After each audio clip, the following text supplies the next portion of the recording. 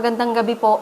Muli sa bawat isa po sa atin, tayo po ngayon ay naririto sa every Friday live prayer dito po sa Rema Fields. At maganda po na bago tayo magsimula, sama-samang manalangin, ay mag-recap lang po muna tayo. Ngayong linggo po, at nung nakaraang linggo, nasimulan po ang topic na itinuro sa atin ng ating mga pastor na why God keeps choosing the least qualified.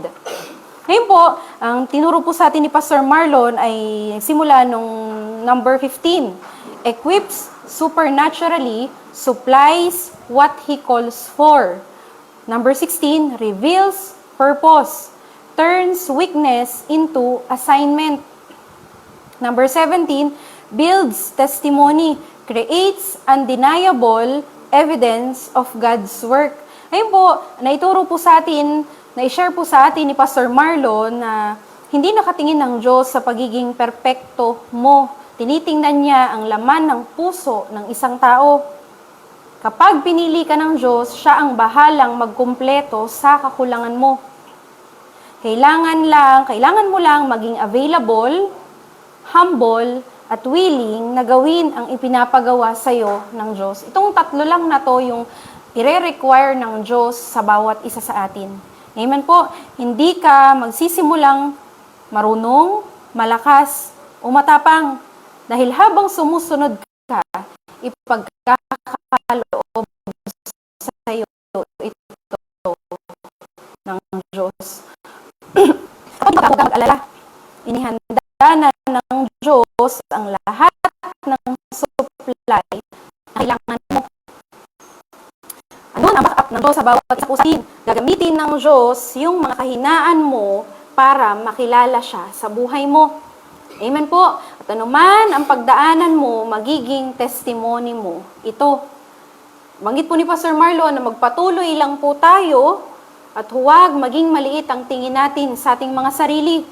Pumayag ka lang na gamitin ka ng Diyos dahil malaki ang pagkatawag ng Diyos sa iyo.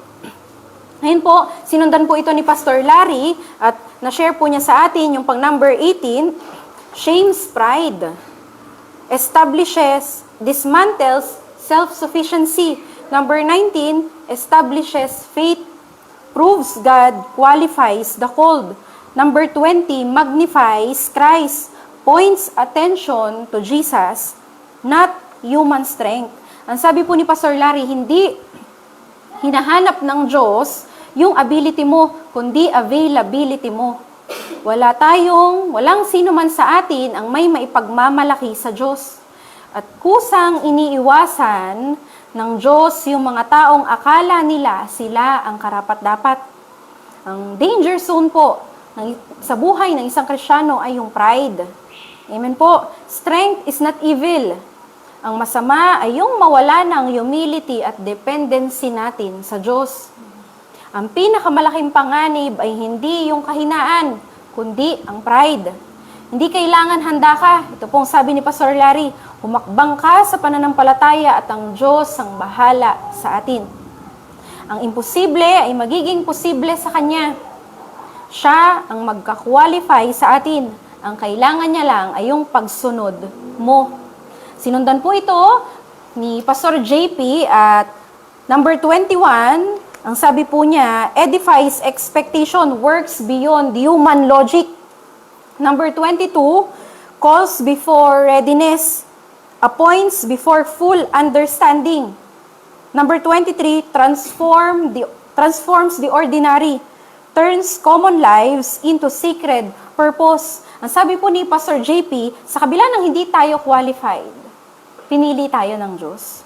Iba ang kaisipan ng Diyos at iba ang kaisipan ng tao. Iba ang pamamaraan ng Diyos at iba ang pamamaraan ng tao. Ngayon po, kaya tayo nandito kasi may nakita ang Diyos sa heart natin. Pipiliin ka niya, babaguhin ka niya. At last po, ang shinare po sa atin ni Pastora Edra, ang pang number 24, highlights obedience. Values surrender over credentials. Establishes authority. Proves power comes from God, not position. Last po, displays His glory, ensures praise goes to God alone. Ngayon, sabi po ni Pastora Edra, hindi nakabase ang Diyos sa educational background o estado ng buhay natin nung tinawag niya tayo. He sees our heart and He equips us. Jesus is the only one who can qualify us. Kung may calling ka, dapat tinutugon mo ito. Ang calling po, sabi niya dito, is an invitation to live beyond our capacity. Amen po. Obligasyon tayo na iligtas at tulungan ng Diyos. Tinawag niya tayo na maglingkod sa Kanya. At alam po natin na ang mga taga-rema ay tinawag ng Diyos sa maglingkod. Ito po si Pastora Desel. Gabi po sa ating mga kapatid, sumanda po ang natulog sa ating ng Panginoon. At sa gabi pong ito, tayo po ay minsan pa magkakasama pumulit para sa ating corporate prayer. Amen po. Sa atin pong mga Kristiyano, ang panalangin po ay hindi isang optional na bagay na gagawin mo lang kapag gusto mo. Amen po. Pero ang panalangin po, ko po, hindi po ito isang optional na bagay, kundi ito isang bagay na dapat ay ginagawa mo talaga. Amen po. At ang panalangin po ay dapat inuring natin isang hininga na kung hindi mo gagawin, amen po, kung mawawala, mamamatay ka. Amen po. At dito po sa Biblia, may tinuro po sa atin dito ang Panginoon kung paano natin makukuha ang katugunan ng mga panalangin natin. Alam ko po, lahat po tayo gusto natin ng mga answered prayers. Wala naman po siguro sa atin dito ang nananalangin kasi ayaw mong makuha yung sagot doon sa panalangin mo. Hindi po. Ano po, lahat po tayo ay lumalapit sa Diyos kasi gusto nating magkaroon ng katugunan kung ano man yung bagay na hinaing natin para sa Kanya. Amen po. At dito po, ang tanong po sa atin ay gaano ba tayo ka-persistent pagdating sa panalangin? Pag sinabi pong persistent, sa Tagalog po ay pagiging matyaga. Amen po. Ibig sabihin po ng persistent ay refuses to give up, to do something over a prolonged period of time, stubbornly refusing to give up on a goal despite the obstacles. Amen po. Ibig sabihin ito yung nagre-refuse ka, hindi ka madaling sumuko. Pag sinabing matyaga, persistent, amen po, kaya mong manatili, amen po, sa mahabang panahon sa kabila ng mga struggles, sa kabila ng mga problema. Amen po. At isang ugali na dapat mayroon po tayo, kung ikaw ay isang prayer warrior, amen po, kailangan nandun yung persistent ka. Amen po, kaya mong makatagal, amen po, kaya mong magtiyaga pagdating sa pananalangin. Nandun yung nagre-refuse ka na tumigil, amen po, at mag-give up sa kabila ng nakakaranas ka ng mga obstacles, sa kabila ng mga problema, ng mga hindrances, hindi ka sumusuko pagdating po sa pananalangin. Amen po.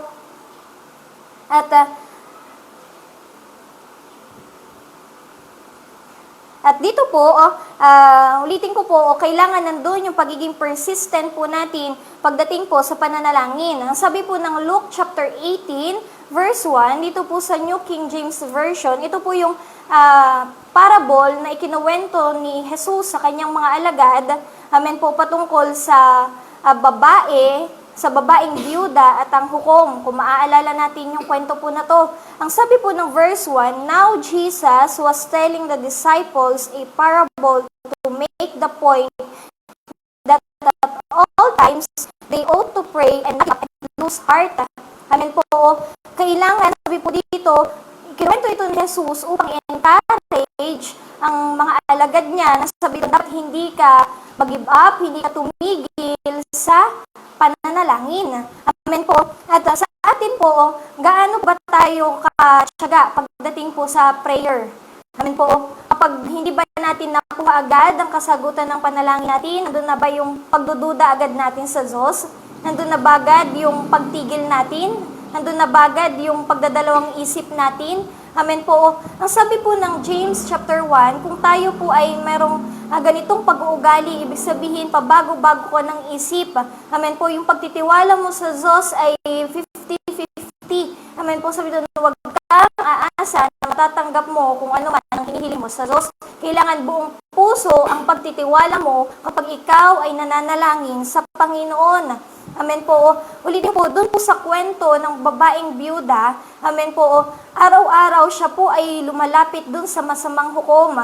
Amen po, itong masamang hukom, wala siyang takot sa Diyos, wala siyang takot sa mga tao, wala siyang sinisino. Amen po. Pero dahilan po sa pagiging makulit, persistent itong babae, ano po, pabalik-balik siya dun sa hukom, sa korte, para ibigay sa kanya yung hinihingi niya na katarungan. Ang sabi po dun ng hukom, ibibigay ko na yung hinihiling ng babaeng ito dahil baka hindi pa siya tumigil at maburyo ko sa kanya. Sabi niya, dahil sa pabalik-balik siya, sobrang tiyaga niya na makuha yung katarungang hinihingi niya.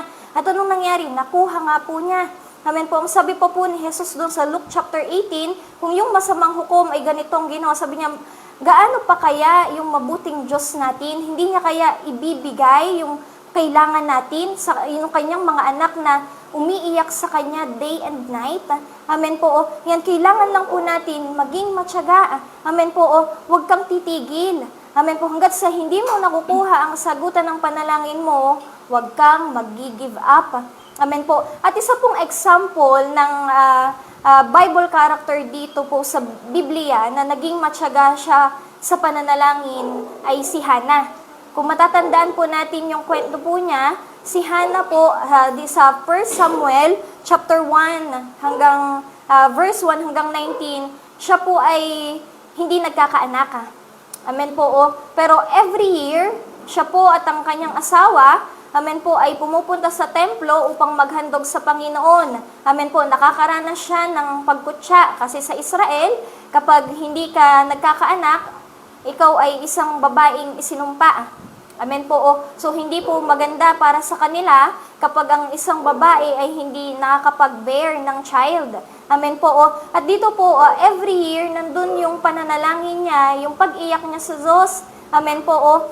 Kung babasahin po natin na pagkamalan pa siya ng pari na si Eli na siya po ay lasing dahilan sa pinupour out niya yung puso niya. Sabi doon, she is pouring out her soul unto the Lord. Nang sabi niya, Panginoon, kung bibigyan mo ko ng anak, ibibigay ko ulit siya sa iyo pabalik, maglilingkod siya sa iyo hanggat siya ay nabubuhay.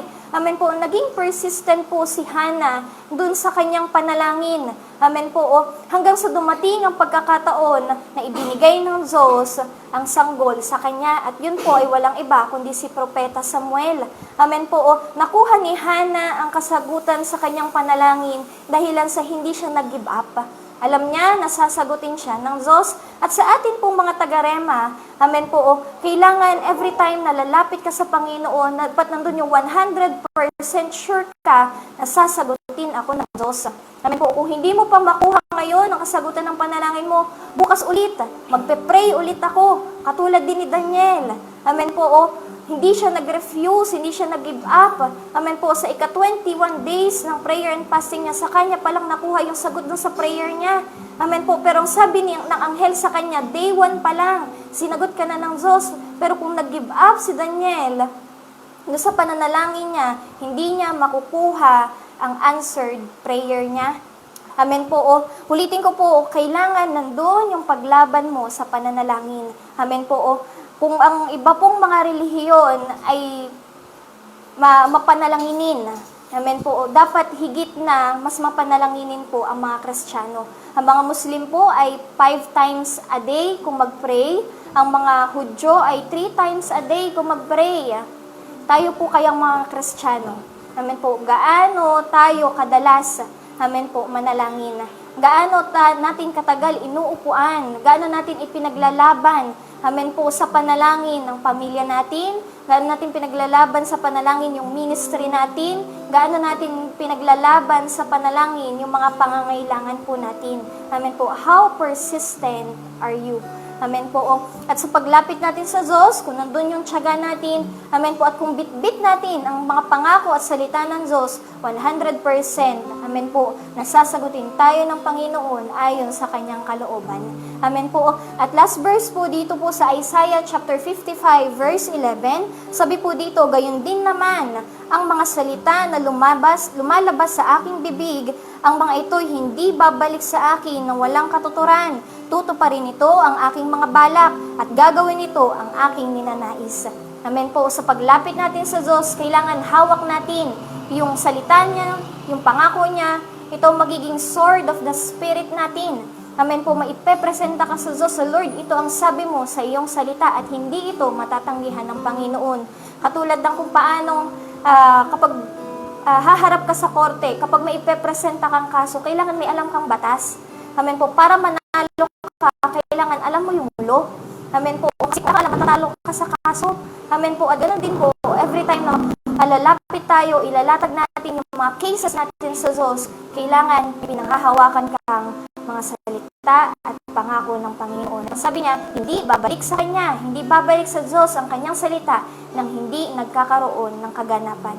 Amen po. Kaya sa gabi pong ito, tayo po ay sama-samang dumulog sa trono ng biyaya ng Diyos. Amen po. O buong puso tayong magtiwala na tayo po ay naririnig at tayo po ay sasagutin ng Panginoon niya. Amen po. Sige po, tayo pong lahat ay mag-worship sa Panginoon.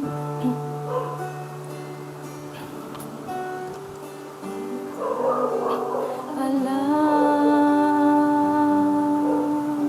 kung bakit binigyang pansin, Panginoon, sa kabila ng pagkukulang at mga kasalanan ko sa'yo. Bakit ako? Bakit ako? Bakit ako ang siyang pinili mo na magpurit, maglingkod sa'yo? Ano nga bang layunin mo sa akin? Minsan pa di ko alam, di ko alam kung bakit binigyang pansin, Panginoon, sa kabila ng pagkukulang at mga kasalanan ko sa'yo. Bakit ako? Bakit ako? Bakit ako ang siyang pinili mo na magpurit, maglingkod sa'yo? Ano nga bang layunin mo sa akin? Pinupuri kita, pinupuri kita, pinupuri kita, pinupuri kita,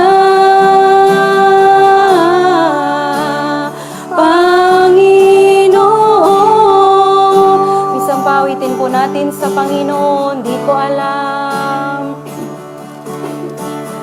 di ko alam kung bakit binigyang pansin, Panginoon, sa kabila ng pagkukulang at mga kasalanan ko.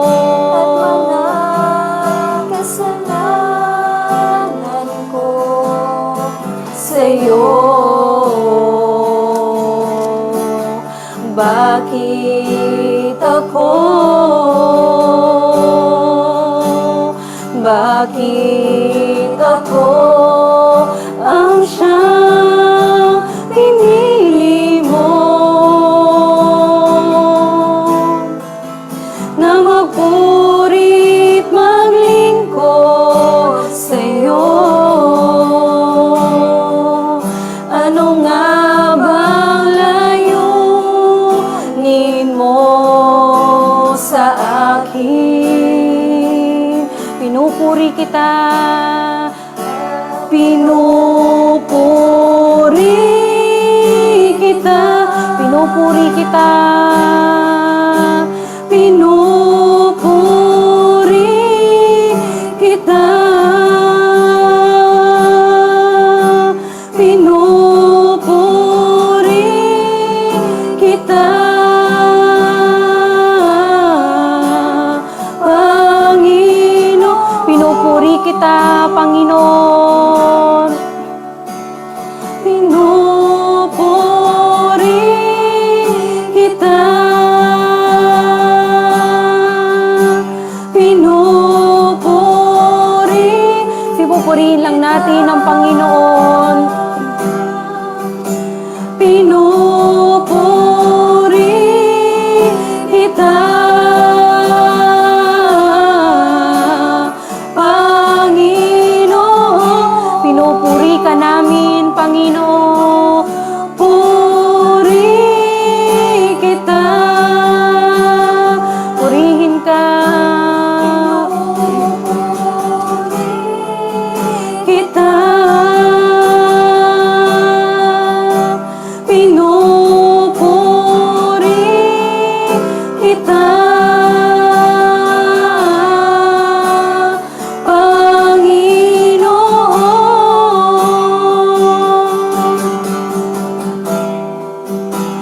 Pinupuri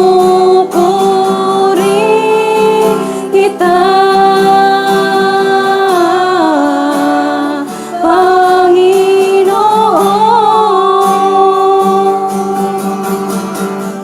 Pinupuri kita, puri kita, ha, Panginoon. Purihin ka, O Diyos, sambahin ka. Paglilingkuran ka, wala kang katulad, O Diyos, tapat sa mga pangako mo. Sambahin ka, purihin ka. Salamat sa'yo, Panginoon. Luwalhatiin ka, O Diyos.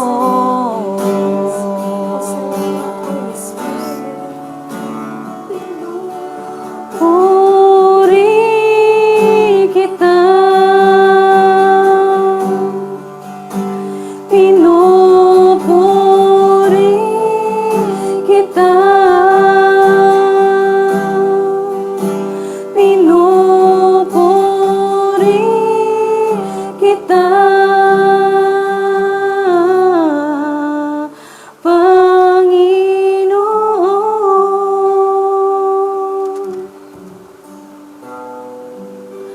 Pinupuri kita, Panginoon.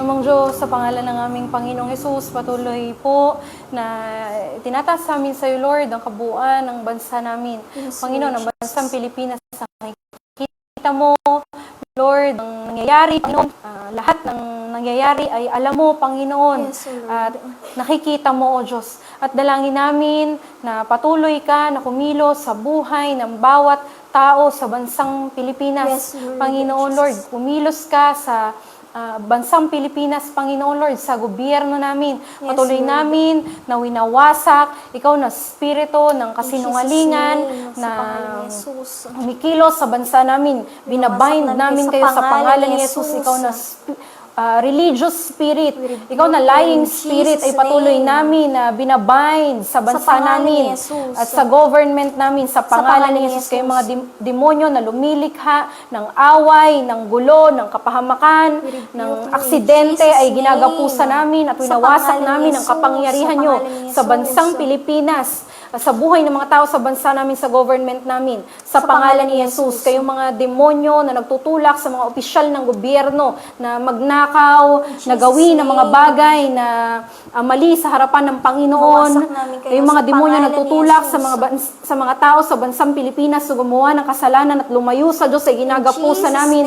Winawasak namin ang kapangyarihan nyo sa pangalan ni Jesus. Ikaw na demonyo nagbibigay ng sakit at karamdaman. Ikaw na demonyo nagbibigay ng kahirapan ay ginagapusa namin at winawasak namin ang kapangyarihan nyo sa buhay ng bawat tao sa bansang Pilipinas, sa gobyerno namin, sa pangalan ni Jesus. In the mighty name of Jesus, ikaw na bondage spirit, addiction, sa pangalan ni Jesus ay binabind namin. In the mighty name of Jesus. Sa pangalan ni Jesus. Sa pangalan ni Jesus. Ikaw na antichrist spirit ay binabind namin in the mighty name of Jesus. Jesus' name. Ikaw na spirit of pride sa government namin ay binabind namin sa pangalan ni Jesus.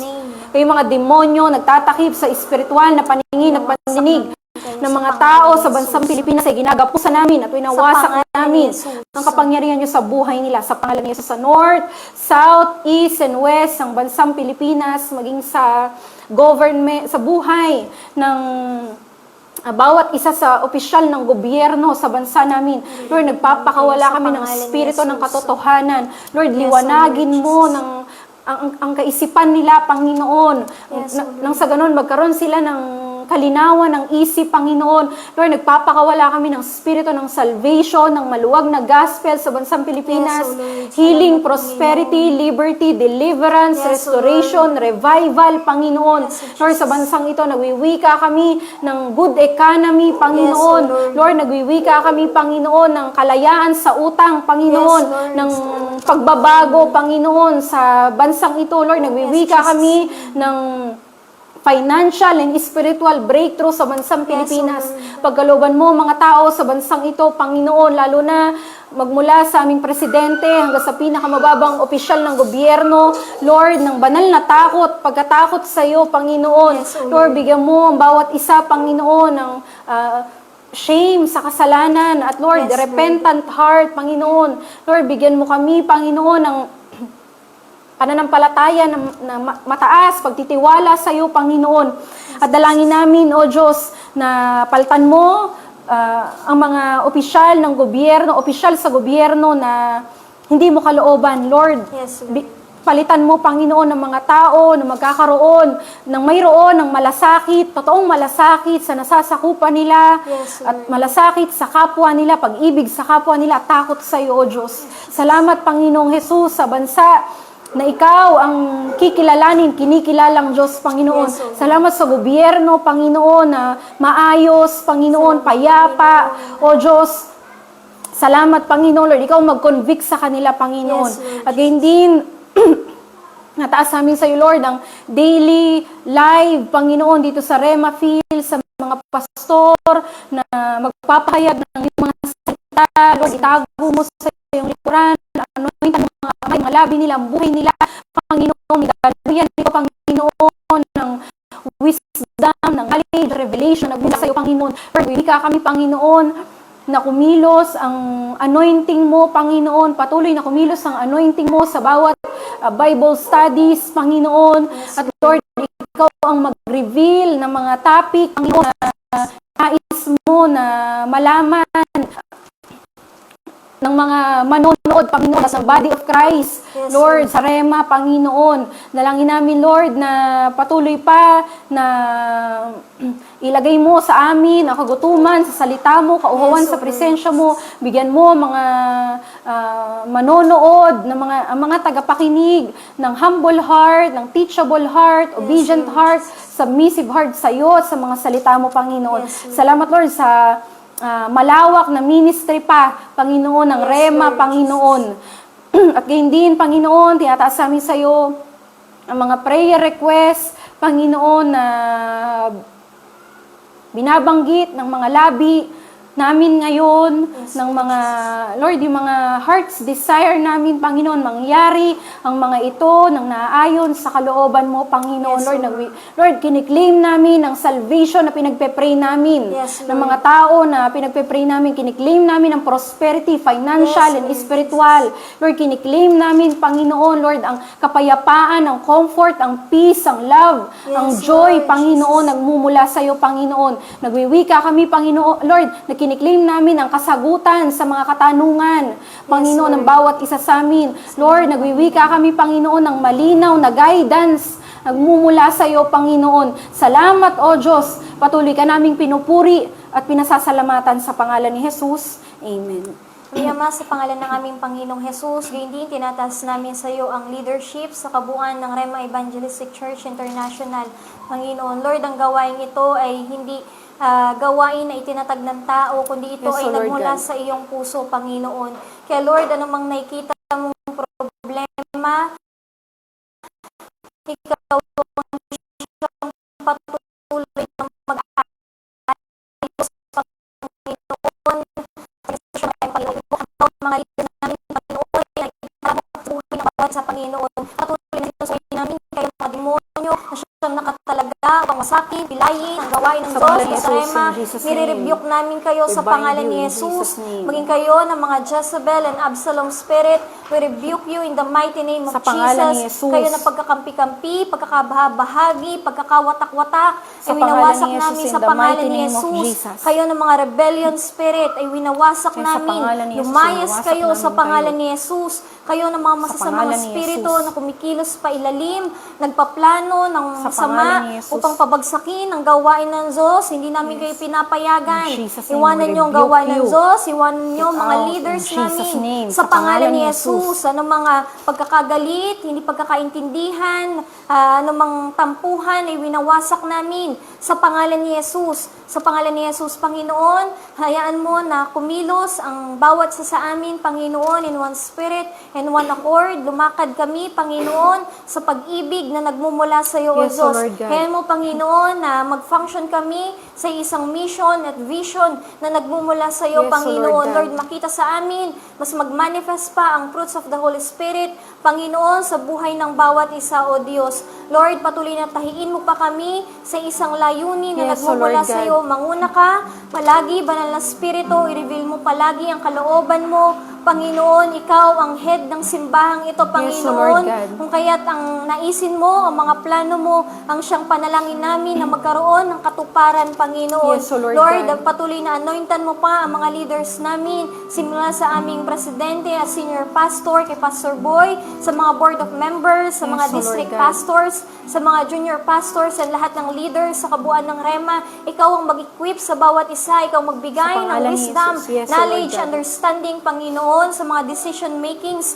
na kailangan gawin, Panginoon, sa kongregasyong ipinagkatiwala mo, O Yes, Diyos. O Lord God. Lord, hayaan mo, Panginoon, na gawin mong sensitibo ang bawat isa sa pagkilos mo, sa pangungusap mo, Panginoon, at sa every plano na nais mong ipatupad sa gawaing ito, Panginoon. Yes, O Lord God. Lord, gayon din, O Diyos, sa buhay ng aming Pastor Boy, O Diyos, sinataas namin siya sa iyo. Salamat sa kanyang kumpletong kagalingan, mula ulo hanggang talampakan, Yes, O Lord Panginoon. God. Binabalutan namin siya ng banal mong dugo, mula ulo hanggang talampakan. Sinusuway namin, hindi namin pinapayagan.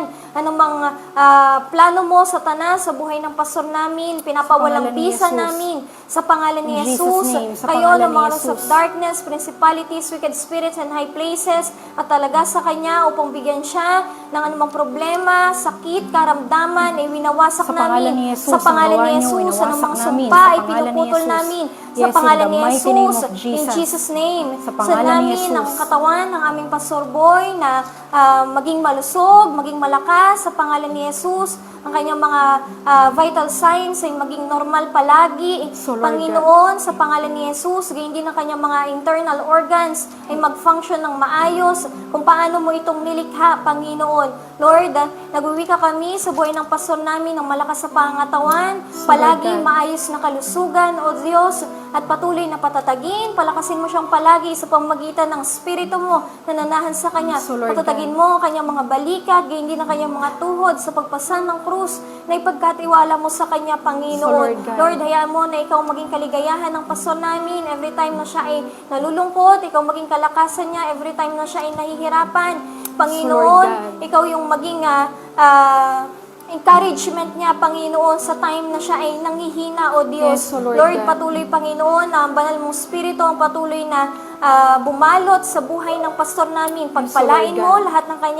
lahat ng hawakan ng kanyang mga kamay. Ingatan mo ang lahat ng mga mahalaga sa kanyang pamilya, Yes, O kanyang mga Lord God. kasama sa bahay, gayon din ang kanyang mga alaga.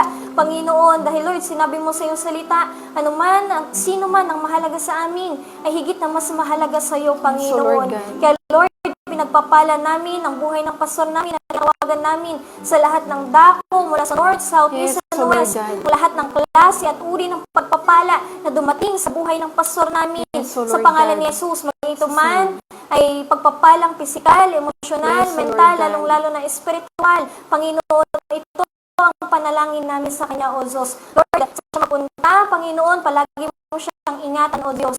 Lord, Yes, O Lord God. hindi, Panginoon, sa buhay ng mga workers, Panginoon, hayaan mo na ikaw patuloy mag-ingat sa buhay ng bawat isa, sa kanya-kanyang mga field na pinalalagyan, So, Lord God. Panginoon. Ikaw ang patuloy na mag-equip, Panginoon, sa buhay ng bawat isa, at sa Yes, O pamilya Lord na God. naiwan namin sa kanyang mga tahanan. Panginoon, ikaw din ang siyang mag-alaga sa kanila, Panginoon, dahil ang pangako mo sa iyong mga salita sa Luke, O Diyos, sa sino mang mag-iwan ng kanyang pamilya, ng kanyang nanay, tatay, tahanan, lupain, mga kapatid, ay tatanggap sa buhay na ito at sa buhay na darating ng 100 ibayong kapalit, Panginoon. At ang So, sabi Lord mo, God. tatanggap ng karampatang sweldo, Panginoon, ang mga manggagawa na nagtrabaho ng matapat sa iyong ubasan, O Diyos. So, Lord Lord, God. salamat sa isang pamilyang Kristiyano, salamat sa isang pamilyang naglilingkod sa iyo, Panginoon. Yes, O Lord Salamat God. sa isang pamilyang may takot sa iyo, O Diyos. Lord, patuloy na salamat sa kaligtasan ng pamilya ng bawat isa sa amin Yes, na O Lord naririto, God. ng mga manggagawa.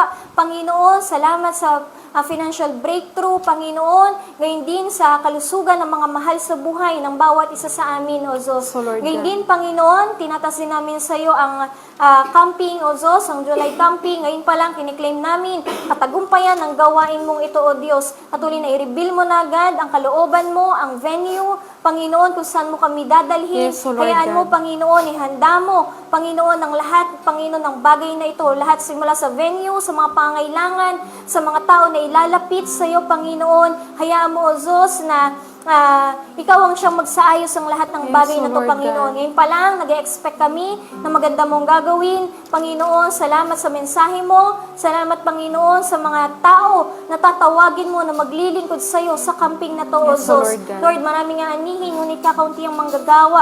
Kaya magpadala ka pa, Panginoon, ng mga tao na maglilingkod sa iyo sa ubasan sa Yes, mga O huling Lord God. araw na ito, Panginoon. Yes, O Lord Ngayon din, O God. Diyos, sa church planting, Panginoon, kiniklaim namin hindi lang Luzon, maging ang Visayas at Mindanao ay matatayuan ng gawain mo, O Diyos. Yes, O Lord God. binigyan mo kami ng vision na magtayo ng libo-libong mga simbahan. Panginoon, malibang samahan mo kami, sakalang magkakaroon ng kaganapan ng mga bagay na to, Panginoon. So, Lord, Lord God. we occupy till you come, Panginoon. Hayaan mo ang bawat mga simbahang mabubuksan, Panginoon, maging mga under construction. Hayaan mo, O Diyos, na maging asin at ilaw ito ng bawat mga lugar na kinalalagyan nito, Panginoon. So, Lord Pagpalain mo ang buong gawain mo dito sa Rema. Panginoon, salamat sa mga gawain mo na mabubuksan pa. O Diyos, so equip mo, dalhin mo mga panyapak namin sa kalooban mo, O Diyos. Salamat Lord God. sa katugunan ng mga Yes, panalangin O Lord namin, God. Panginoon. Appreciate ka namin sa pangalan ni Jesus.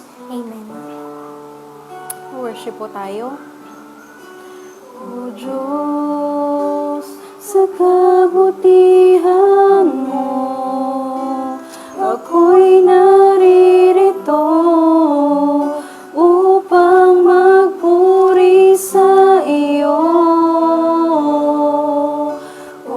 Diyos, sa kabanalan mo, malulugod ako, buhay ay iaalay ko. Ikaw lamang ang nagtiwala sa akin, O Diyos, di kita bibiguin. Magtatapat sa'yo, maglilingkod ako, O Diyos, kay buti mo. Ikaw lamang, ikaw lamang ang nagtiwala sa akin, O Diyos, di kita bibiguin. Magtatapat sa'yo, maglilingkod ako, O Diyos, kay buti mo. O Diyos, kay buti mo. O Diyos, kay buti mo. Panginoon, patuloy mo kami na bigyan, likhain ng Spirit, Panginoon, na mapagpakumbaba, Lord, na repentant, Panginoon, willing, obedient, submissive, pagdating sa iyo banal na Espiritu at salita mo, Panginoon.